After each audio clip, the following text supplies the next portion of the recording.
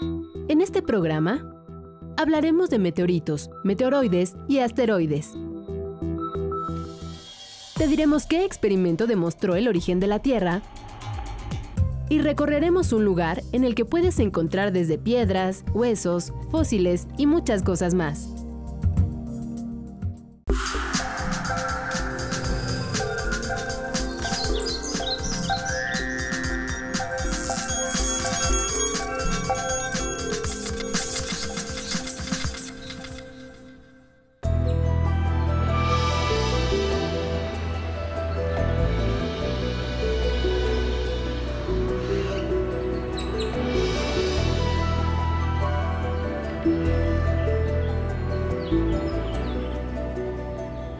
Los científicos se caracterizan por su capacidad de observación.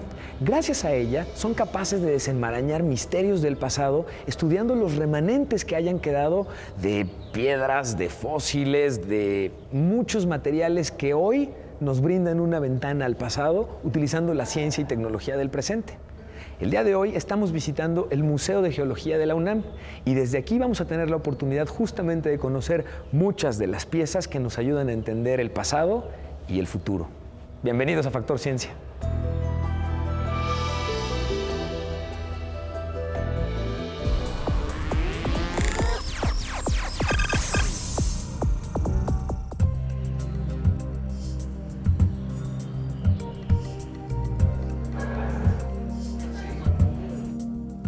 En 1908, la ciudad de Tunguska, en Siberia, recibió el impacto de un objeto celeste llamado meteoroide.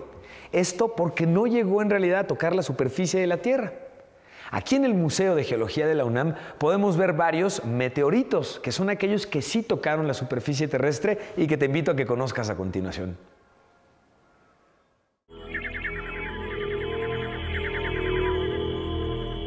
Alcanzó nuestro planeta siendo un cuerpo rocoso de 17 metros de diámetro.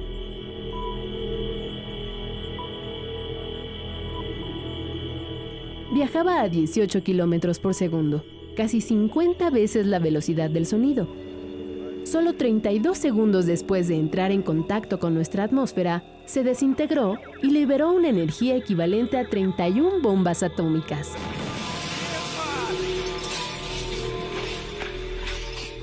Взрывная волна была довольно-таки сильная, получилось так, что вот аквариум даже дал трещину, пришлось рыбу в банку пересадить. Ну и как здесь вот видите, межкомнатные двери, которые находятся там на расстоянии, наверное, 5-7 метров от балкона, полностью сломались. La explosión del meteorito se dio a 12 kilómetros de altitud. Sus fragmentos se esparcieron por la ciudad rusa de Chelyabinsk, a unos 1.500 kilómetros de Moscú, y en localidades aledañas, causando más de 1.200 heridos por la explosión de vidrios.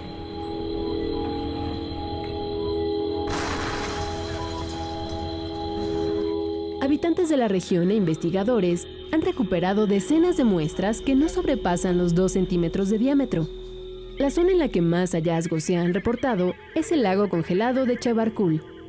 Свой репортаж я веду с озера Чебаркуль, куда пару часов назад упал метеорит.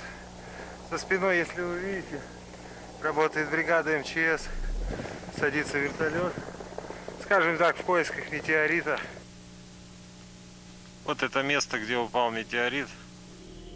De acuerdo con la NASA, el meteorito provino del cinturón de asteroides ubicado entre las órbitas de Marte y Júpiter. Especialistas en geofísica se han dado a la tarea de recolectar los fragmentos para estudiar a detalle su composición.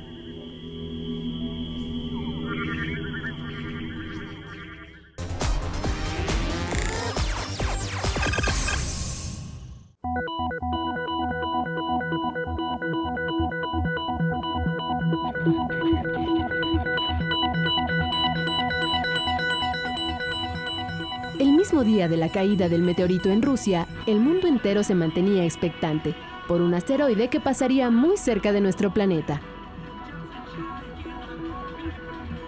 El cuerpo celeste llamado 2012 DA14 fue descubierto por especialistas del Observatorio de Mallorca en España el año pasado. De inmediato, agencias espaciales de en todo el mundo comenzaron a determinar su trayectoria y tamaño.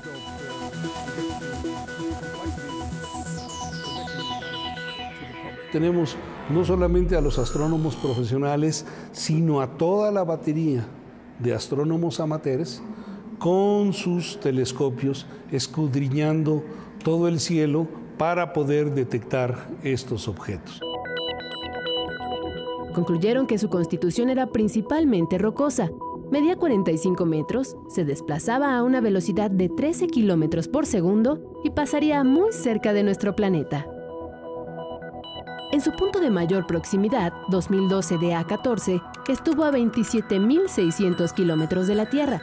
Esto es equivalente a una décima parte de la distancia que existe entre nuestro planeta y la Luna.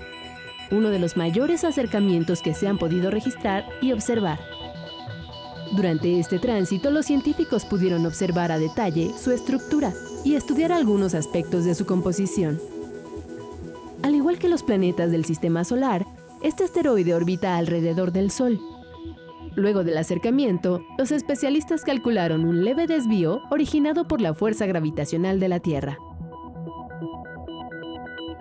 The asteroid orbit will change quite a bit after this close approach. Before this close approach, its period around the Sun was 366 days, and after this close approach, it will be 317 days. Its orbit actually will shrink a little, its orbit about the Sun. El Programa de Observación de Objetos Cercanos a la Tierra de la NASA estima que existen al menos 500.000 asteroides próximos del tamaño de 2012 DA14. Sin embargo, la tecnología actual ha permitido identificar solamente al 1% de estos cuerpos. Nuestra Tierra está siendo bombardeada de manera continua por estas pequeñas piedras. Estas no representan ningún tipo de peligro para la humanidad ni para ningún ser vivo.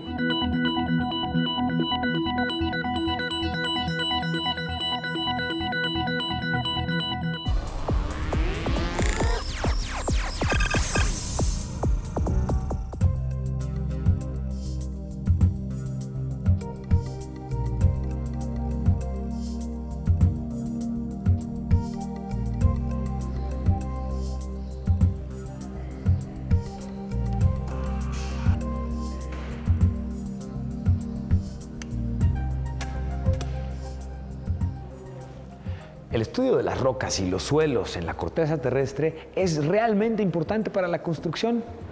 Entenderlos y aplicar las leyes de la física le permite a ingenieros y arquitectos no solamente calcular la resistencia que en un momento dado una edificación puede tener, sino el lugar y el material correcto que debe utilizarse. Vamos a ver cómo lo hacen ingenieros del Politécnico Nacional. Este cubo casi perfecto, con sus caras lisas, no fue hecho ni pulido por el hombre. Se formó naturalmente en el interior de la corteza terrestre.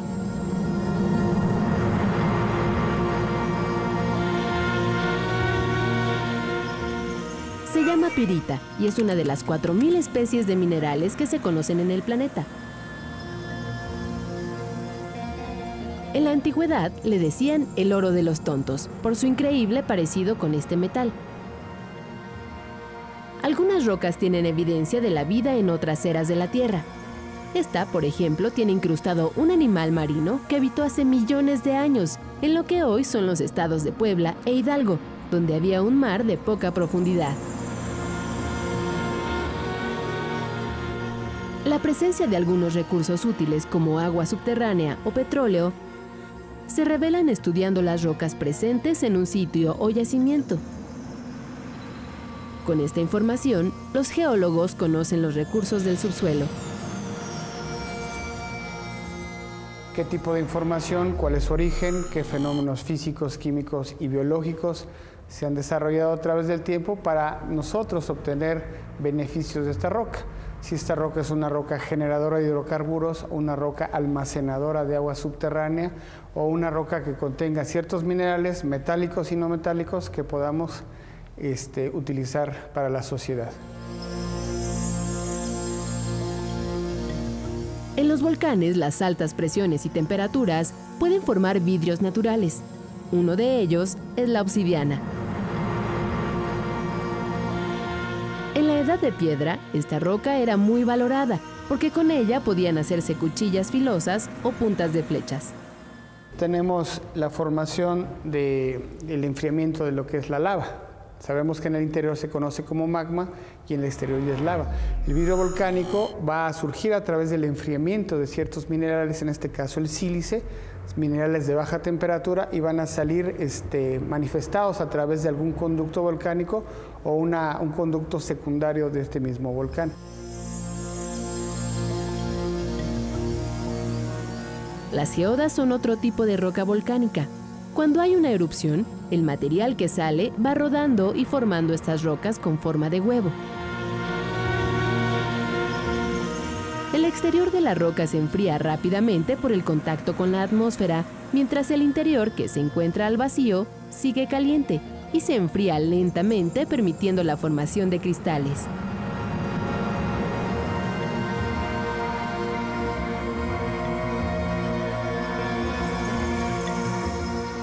En lugares como el Museo de Geología y Paleontología del Instituto Politécnico Nacional, hay rocas, minerales y fósiles, que son como libros, que si se aprenden a leer, relatan la historia de su formación miles o incluso millones de años atrás.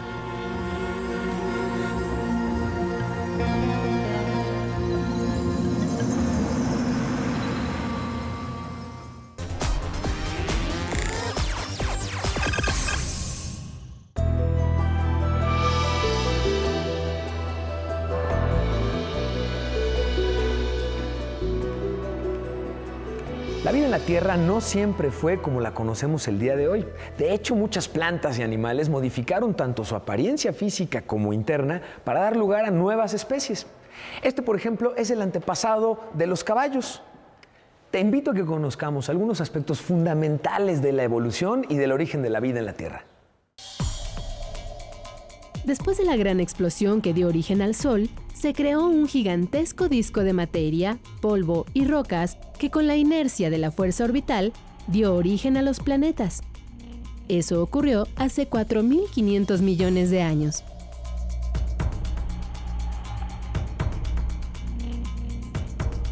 En aquel entonces, nuestro hogar, la Tierra, tenía condiciones completamente inhóspitas.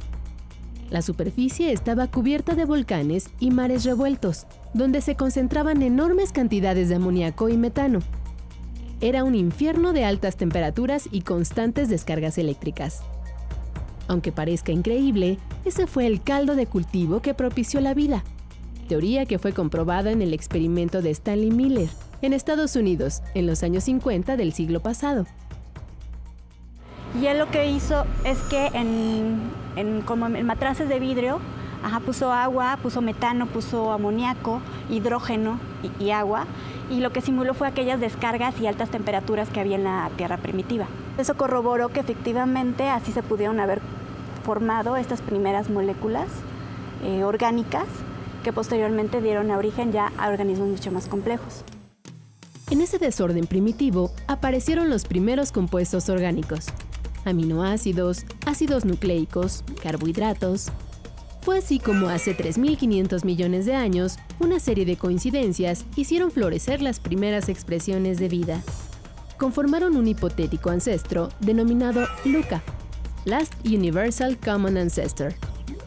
Efectivamente, fue ancestro de los 13 millones de organismos que actualmente habitamos en el planeta. Aquí jugó mucho el azar. Imagínate, ¿no? ¿Cuánto tiempo tuvo que haber pasado para que se estuvieran juntando y separando moléculas hasta que uno pegó y se convirtió en un compuesto más estable? Ese se unió a otro que era más estable y así consecutivamente hasta por poder formar como biomoléculas como tales, mucho más estables, que dieron ya el origen al primer organismo como tal. Miles de millones de años después, comenzaron a formarse organismos más complejos. Los primeros, los llamados procariontes, constituidos por bacterias y arqueas. Estas últimas caracterizadas porque producen metano. Se encuentran, por ejemplo, en los intestinos de los animales y de los seres humanos. Entre las primeras bacterias surgieron unas que lograron producir por primera vez oxígeno. Se les conoce como cianobacterias. Contribuyeron a hacer más estable la atmósfera hace 2.800 millones de años. Hicieron este trabajo incluso antes de la aparición de las plantas. Entonces fueron los primeros organismos a empezar a liberar oxígeno molecular a la atmósfera. Y esto fue como algo vital, porque permitió la formación de la capa de ozono y el subsecuente desarrollo del metabolismo aerobio, como por ejemplo nosotros. Con el paso de los años y la evolución, surgieron organismos más complejos. Pertenecen a un linaje biológico integrado por los eucariontes. De él se desprendieron dos grandes familias, una conformada por organismos que producen clorofila y generan fotosíntesis, es decir, las plantas, y otra línea que requiere para vivir de oxígeno y variadas fuentes de energía, además del sol. A ella pertenecen los seres humanos y todos los animales. Las eras geológicas y sus abruptos cambios meteorológicos fueron las condiciones que moldearon a las especies que habitamos hoy en el planeta, que con su apariencia actual representa un paraíso único en el universo, al menos por ahora.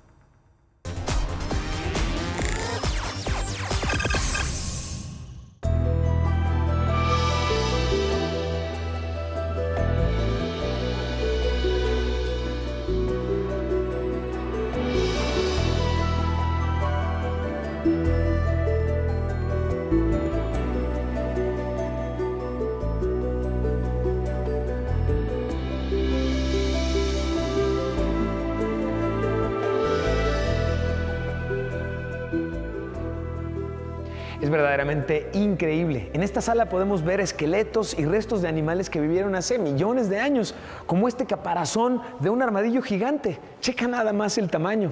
Al estudiarlos, los paleontólogos pueden hacer descubrimientos verdaderamente fascinantes. Vamos a ver cómo lo hacen. Cuando Sir Richard Owen descubrió el primer esqueleto de megalosaurio en 1842, no se imaginó el gran ecosistema primitivo que aguardaba bajo las rocas. Para catalogar su descubrimiento, Sir Richard creó un nuevo orden, Dinosauria, que proviene del griego dinos, terrible, y saurio, lagarto. Durante el resto del siglo XIX, más dinosaurios fueron arrancados de las rocas y desiertos del mundo. Entonces, la paleontología, como rama científica para recuperar fósiles, tuvo su época dorada.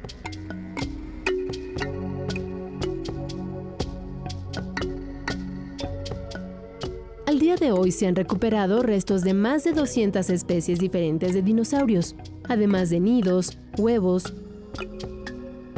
órganos e incluso tejido muscular.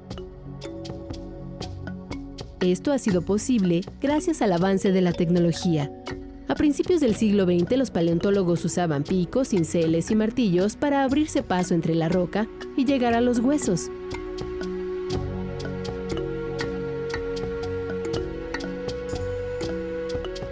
Una práctica común era dinamitar el terreno para develar los fósiles.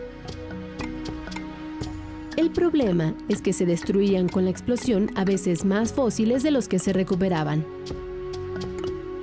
Ahora se usan ecógrafos, máquinas parecidas a las que toman los ultrasonidos de los fetos en los hospitales, pero que están calibrados para diferenciar densidades en la roca. Por lo tanto, pueden ubicar dónde y a qué profundidad hay restos fósiles.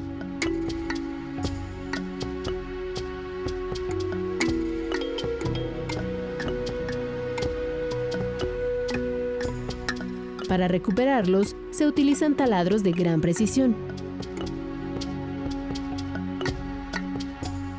instrumental láser y cortadoras de piedra de alta tecnología. Para preservarlos, se limpian con aire comprimido o frecuencias de ultrasonido, lo cual permite devolverles un estado casi idéntico al momento de la muerte. Les recuerdo que seguimos recibiendo sus inquietudes y sus preguntas sobre cualquier tema relacionado con ciencia y tecnología. Vamos a ver ahora una de las preguntas más interesantes que nos hicieron esta semana y escucharemos la respuesta en voz de un especialista. Yo quiero que me expliquen por qué con los años la gente va perdiendo estatura. El cuerpo humano está constituido por músculos, por órganos y por huesos principalmente, y además del agua. Entonces, con el paso del tiempo y sobre todo después de los 40 años de edad, todos empezamos a perder estos constituyentes y empezamos a perder los órganos, empiezan a tener esa pérdida de agua, por ejemplo, de minerales, y entonces eso hace que los mismos órganos sean de menor tamaño y principalmente es a nivel del hueso. Entonces, A nivel del hueso se presenta lo que la gente conoce como osteoporosis, cuando ya es un caso ya más grave, o la osteopenia, que es la pérdida de la densidad mineral ósea. Y entonces lo que sucede con eso es que las vértebras principalmente se empiezan a acuñar, empiezan a disminuir de tamaño, y entonces por ahí empiezas a perder mucha de la altura que normalmente presentes. Cuando entre los 40 y los 70 años puedes perder hasta 1 centímetro por cada 10 años, y después de los 70 años puedes perder incluso hasta 1 pulgada o hasta 7.5 centímetros por año en esta pérdida de altura. Y la manera realmente única de prevenir esto es pues, con ejercicio, una buena alimentación, pero no llegando a los 40 años, sino es toda tu vida.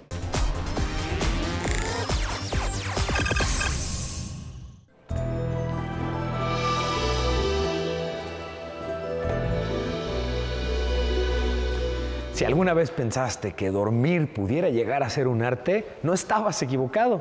Te invito a que conozcas lo que un brazo robótico puede hacer nada más y nada menos que con tus sueños. El Hotel Ibis en París, Berlín y Londres realiza un sorteo vía Facebook para ofrecer la experiencia del arte del sueño. Los afortunados huéspedes duermen en habitaciones diseñadas para captar su patrón de sueños y después convertirlo en una obra de arte personalizada.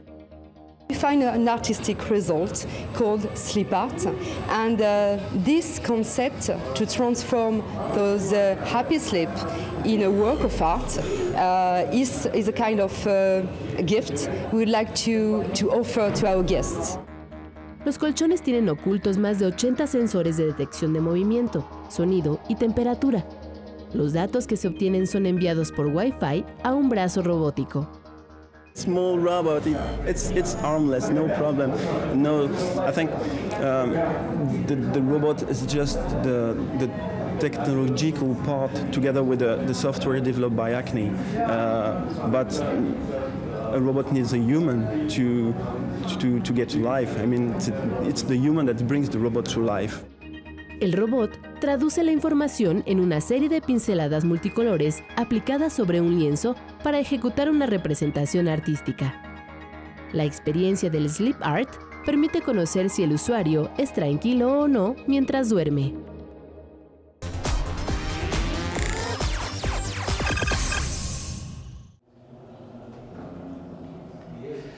Continuamos en Factor Ciencia y la aplicación de esta semana es una aplicación muy particular. Promete revolucionar el mundo del video en los móviles y de hecho ya lo está haciendo. Se llama Vine y es una aplicación de Twitter. Esta aplicación está basada en capturar pequeños pedazos de video que conjunta en 6 segundos máximo y crea una animación o el equivalente a un GIF animado, pero con video y audio. Se trata de consumir contenidos de la forma más rápida y más creativa posible. Bájala, es gratuita. Continuamos en Factor Ciencia.